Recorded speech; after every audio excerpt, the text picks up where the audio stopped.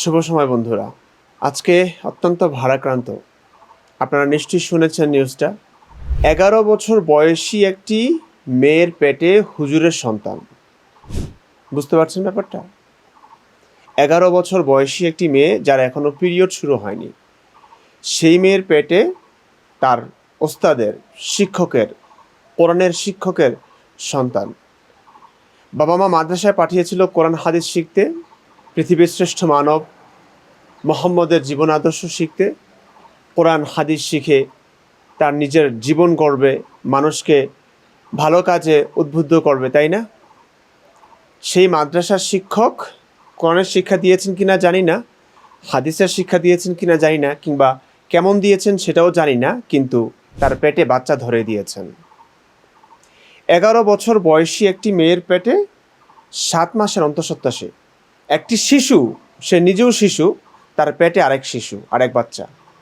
Abortion করাবার সুযোগ পর্যন্ত নেই, কারণ শিশুটি অলরেডি 7 থেকে 7.5 মাস পার করেছে, অর্থাৎ 27 সপ্তাহের বেশি হয়ে গেছে। বাচ্চাটি বড় হয়ে গেছে। এখন এই বাচ্চাটি যদি বের করতে হয়, কিভাবে বের করবে? চিকিৎসকরা বিপাকে পড়েছেন। খুব ক্রিটিক্যাল, খুব। দেখুন একজন গাইনিকোলজিস্ট কি বলছেন, ওনার কথাগুলো একটু শুনুন আপনারা। মেয়েটা বৃহস্পতিবার দিন দুপুর 12টায় আমার কাছে আসে। তার সঙ্গে তার মা এবং আমার চেম্বারে আমার অ্যাটেন্ডেন্টরা ছিল। টোটাল আমরা 5 জন মানুষ ছিলাম রুমে। তো আমি যখন মেয়েটাকে জিজ্ঞাসা করি যে মা তোমার কি সমস্যা লাগে বলো, সে প্রথমে খুবই ভয়ে ছিল। একটু কনসোল করা হলো, তাকে একটা কলম একটা চকোলেট দিয়ে একটু কনসোল করা হয়েছে। তারপরে সে আমাকে বলল, ম্যাডাম আমার পেটটা ভার ভার লাগে, কি জানি লড়ে। আমি একটু অবাক হয়ে গিয়ে আবারও তাকে জিজ্ঞাসা করেছি যে মা তোমার কি সমস্যা লাগে। সে আমাকে বললো আমার পেটটা ভার ভার লাগে, কি জানি লড়ে। এরপরে আমি তাকে তার মার কাছ থেকে কিছুটা শুনলাম যে কি অবস্থা। তারপরে আমি আবার তাকে জিজ্ঞাসা করেছি যে মা তোমার সাথে খারাপ কাজটা কে করেছে। সে শুধু হুজুর হুজুর শব্দটা সে 2 বার বলল, হুজুর বলে বাচ্চাটার পুরো ফেসে আসলে এতখানি ভয়ের এক্সপ্রেশন ছিল, সে এদিক ওদিক তাকাচ্ছে রীতিমতো। সে কমফোর্টেবল না, সে একদমই আনকমফোর্টেবল, চোখে মুখে পুরোপুরি ভয়। এবং সে বারবার হুজুর ওয়ার্ডটা 2 বার রিপিট করার পরে বাচ্চা আর কোনো কথাই বলতে আগ্রহী না, সে আর কোনো কথাই বললো না। পরে আলট্রাসোনোগ্রাফি রুমে আবার তার মা ছিল। আমরা যখন বাচ্চাটার আলট্রাসোনোগ্রাম করি তার মা ছিলেন রুমে। তার মার সামনেও আমি তাকে বারবার বলেছি যে মা এরকম কেউ করলে, কেউ ব্যাড টাচ করলে তাকে মার দিতে হয়, তোমার মা কি তোমাকে বলেননি? তো সে দেখলাম যে বাচ্চাটার আসলে কোনো নেই, আগ্রহী নেই তার এই কনভারসেশনটাতে। সে শুধু একটাই হুজুরের নাম উচ্চারণ করলেই তার একটা চোখে মুখে ভয়, এবং সে আর তখন চোখে চোখ রেখে কথা বলতে পারে না, এদিক ওদিক তাকায়। এই মেয়েটা ইয়াতিম, তার বাবা ইন্তেকাল করেছেন অন্তত আরও 4-5 বছর আগে। তো এই মেয়েটা তার নানির কাছে মানুষ, নানির বাড়িতে থাকে। আর মেয়ের মা সংসারের খরচ জোগানোর জন্য সিলেটে গৃহকর্মীর কাজ করেন, মানুষের বাসায় গৃহকর্মীর কাজ করেন। তো মেয়েটাকে তিনি এলাকাস্থ ফাতেমাতুজ জোহরা মহিলা মাদ্রাসায়, কওমি মাদ্রাসা, ফাতেমাতুজ জোহরা কওমি মাদ্রাসায় ভর্তি করেন, যে মাদ্রাসার প্রতিষ্ঠাতা পরিচালক হচ্ছেন আমানুল্লাহ সাগর, এবং ওনার ওয়াইফ হচ্ছেন এই প্রতিষ্ঠানের মেইন দায়িত্বে, উনি হ্যান্ডেল করেন সব কিছু। তো গত নভেম্বর মাসে নাকি বাচ্চাটাকে ছুটির পরে বারান্দা ঝাড়ু দেওয়ার জন্য বলা হয়। আমানুল্লাহ সাগর হুজুরি নাকি বাচ্চাটাকে বলেন বারান্দা ঝাড়ু দিয়ে তারপর বাসায় যেতে। তো বাচ্চা বারান্দা ঝাড়ু দেওয়া শুরু করে। বারান্দা ঝাড়ু দেওয়ার এক পর্যায়ে নাকি হুজুর তাকে বলে হুজুরের যে রুমটা, প্রতিষ্ঠাতা পরিচালকের যে রুমটা, এই রুমটাও যেন পরিষ্কার করে দেয়। তো বাচ্চা রুম পরিষ্কার করার জন্য ভেতরে ঢুকলে উনি দরজা বন্ধ করে বাচ্চার সঙ্গে এই পৈশাচিক আচরণটা করেন। 5 থেকে আরও 7 বার উনি এটা রিপিট করছেন আচরণটা বাচ্চার সঙ্গে, পরপর বেশ কয়েকদিন, পরপর প্রায় 5 থেকে 7 দিন উনি একই কাজ করছেন। এবং বাচ্চাকে ভয় দেখাইছেন যে বাচ্চা যদি কাউকে বলে দেয় বাচ্চার নানিকে মেরে ফেলবে, বাচ্চাকে মেরে ফেলবে, বাচ্চার মাকে সিলেটে খুঁজে নিয়ে মারবে, সিলেটে মেরে ফেলবে, এমন ভয়। চিন্তা করেছেন অবস্থা? এমন অন্যায় তো করলই, এর ওপর সে হুমকি দিচ্ছে যদি এই ঘটনাটি বলে দেয় তাহলে তার নানিকে মেরে ফেলবে। মেয়েটির বাবা নাই, মা এত অসহায়, অন্যের ঘরে কাজ করে। মেয়েটি থাকতো তার নানির বাড়িতে, তাই নানিকে মারবার হুমকি দিয়েছে। অসহায় মেয়ে দেখলে হুজুরদের ভালো লাগে। মেয়েদেরকে অসহায় করে রাখলে হুজুররা খুব খুশি হয়, কারণ অসহায়দেরকে ভোগ করা যাবে। অসহায়দের ওপর অত্যাচার করলে তারা বিচার চাইবে না, আইনের আশ্রয়ে যাবে না কিংবা টাকা পয়সা ঢালতে পারবে না, তাদের বিরুদ্ধে অ্যাকশনে যেতে পারবে না। এই কারণে অসহায় মেয়েদেরকে খুব ভালোবাসে হুজুররা, বিয়ে করবার ক্ষেত্রেও এবং এই সমস্ত ধর্ষণ করবার ক্ষেত্রেও। অন্যদিকে আবার বড়লোক মানুষদেরকেও পছন্দ করে হুজুররা, কারণ মানুষ বড়লোক হলে টাকা পয়সা দিতে পারবে তাদেরকে, মসজিদে বেশি বেশি দান আসবে, তাদের পকেট বেশি বেশি বেশি ভারী হবে, সেই কারণে বড়লোকদেরকেও পছন্দ করে। হুজুররা বহুমুখী হয়। আমার কথা হচ্ছে, আপনারা মাদ্রাসায় আর কত ঘটনা এমন ঘটলে আপনারা মাদ্রাসায় আপনাদের ছেলে মেয়েদেরকে দেওয়া বন্ধ করবেন? আর কত বলাৎকারের ঘটনা আপনাদের চোখে পড়লে, আপনাদের সামনে আসলে আপনারা আসলে আপনাদের ছেলে মেয়েদের ব্যাপারে একটু সচেতন হবেন? কত মাদ্রাসায় কেন দিচ্ছেন ভাই? ইসলাম শেখার জন্য। এই যুগে ইসলাম শেখার জন্য মাদ্রাসায় যাওয়া লাগে না। বাংলা পড়তে জানলে কোরআন হাদিস যত আছে, কোরআন হাদিস এটাই তো ইসলাম। হুজুরদের মুখ থেকে না শুনে কোরআন হাদিস সরাসরি বাংলা অনুবাদ পড়ুন, তাতেও বুঝে যাবেন কোরআন হাদিস কি, ইসলাম কি, নবী আসলে কি, কেমন ছিল, নবী আসলে কি করেছে। হুজুরদের মুখ থেকে না শুনে নিজে একটু পড়ুন, বাংলায় একটু ভালো করে শিখুন, কলেজ ভার্সিটিতে পড়ুন। আজকাল কলেজ ভার্সিটি পড়ুয়া ছেলেমেয়েরা পর্যন্ত বাংলা অনুবাদ শিখে শিখে কোরআন হাদিস পড়ে পড়ে তারা ইসলাম ত্যাগ করছে।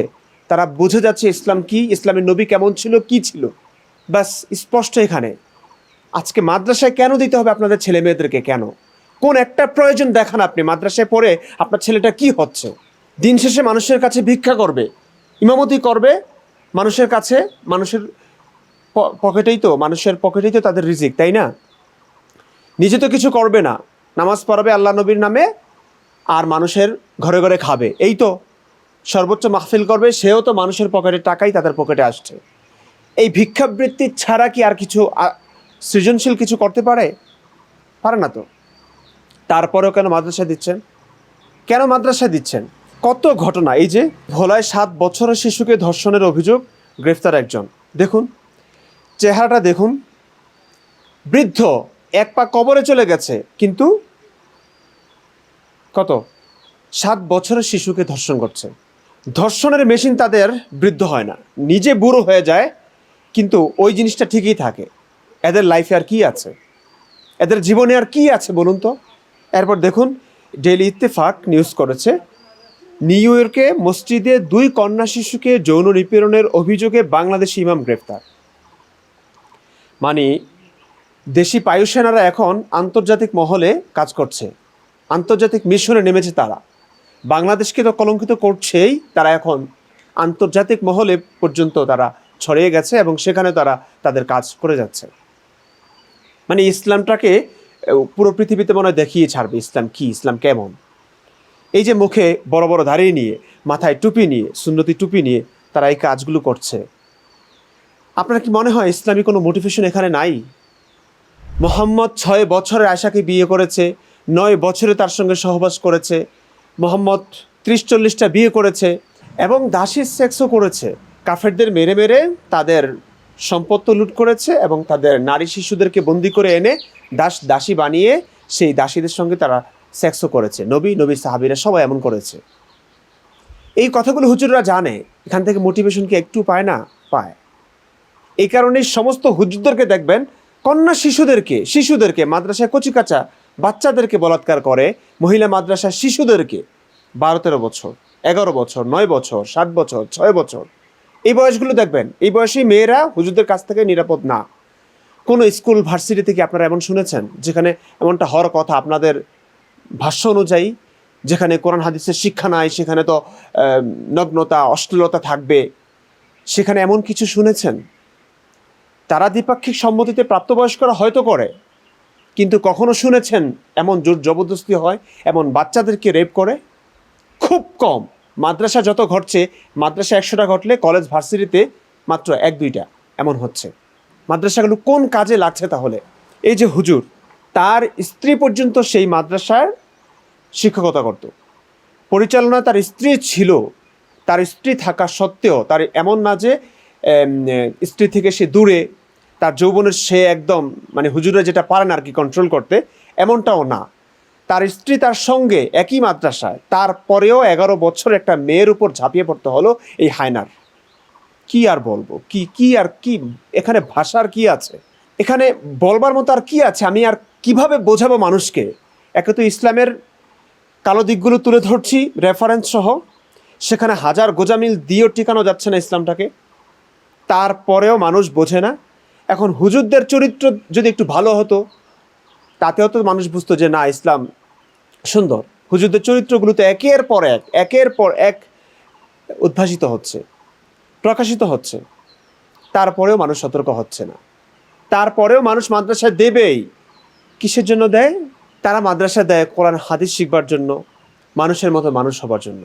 কবে বাঙালি বুঝবে, কবে এই পৃথিবীর মানুষ বুঝবে যে মাদ্রাসায় দিলে, কোরআন হাদিস পড়লে মানুষ থাকে না, মানুষ থাকে না, মানুষের মতো মানুষ হওয়া তো দূরের কথা, মানুষ থাকে না, সে পশু হয়ে যায়। দীপচন্দ্র দাশের ঘটনায় আপনারা দেখেননি? একটা মানুষকে শুধুমাত্র কথা বলার অজুহাতে এমন করে জীবন্ত পুড়িয়ে মারতে পারে কেউ? শুধু একটাই ঘটনা কিছুদিন আগে ঘটেছে, শামীম জাহাঙ্গীরকে কুপিয়ে মেরেছে। মুসলিমদের কাছে মুসলিমরা নিরাপদ না, কোরআনের শিক্ষকদের কাছে কোরআনের শিক্ষার্থীরা নিরাপদ না, নবীর কাছে নারীরা নিরাপদ ছিল না, সাহাবীদের কাছে কোনো অমুসলিমরা নিরাপদ ছিল না, ইসলামের কাছে কোনো অমুসলিম নিরাপদ না। তাহলে ইসলাম কেন থাকবে? ইসলামী মাদ্রাসাগুলো কেন থাকবে? একটা কারণ দেখান আমাকে মাদ্রাসা থাকবার। সমাজের কি উপকারে আসে, রাষ্ট্রের কি উপকারে আসে, কি কল্যাণে আসে? এরা কোনো কাজেই আসে না মানুষের কাছে। মিথ্যাচার করে কিছু টাকা কামানো ছাড়া, মানুষের পকেটের টাকা নিজেদের পকেটে নেওয়া ছাড়া আর কোনো কাজে আসে না মাদ্রাসাগুলো। আর কিছু বলার না এখানে। বাইরে ভিডিও করছি, একের পর এক গাড়ি যাচ্ছে, বিরক্ত। আমি জানি সাউন্ডে একটু সমস্যা হচ্ছে, ক্ষমা সুন্দর দৃষ্টিতে দেখবেন। একটু সজাগ ও সতর্ক হন প্লিজ, একটু সজাগ ও সতর্ক হন। আমাদের কথাগুলো একটু শুনুন। ইসলাম শিখবার জন্য আমাদের ভিডিওগুলো যথেষ্ট। ইসলাম শিখবার জন্য আপনার একটা মোবাইল থাকলে, এখন মোবাইলে আপনার কোরআনের অনুবাদ আছে, মোবাইলে আপনার সিয়াসিত্তার সমস্ত হাদিস গ্রন্থের অনুবাদ আছে, অ্যাপে আছে, এগুলো পাওয়া যায়। আপনি স্কুল কলেজ ভার্সিটিতে পড়ুন, ডাক্তার ইঞ্জিনিয়ার হন, দেশের কাজে লাগুন, তারপরে সময় নিয়ে ইসলামটাকে শিখুন। শিখতে মানা করছি না, শিখলে তো আরও ভালো, আপনি বুঝবেন ইসলাম কি।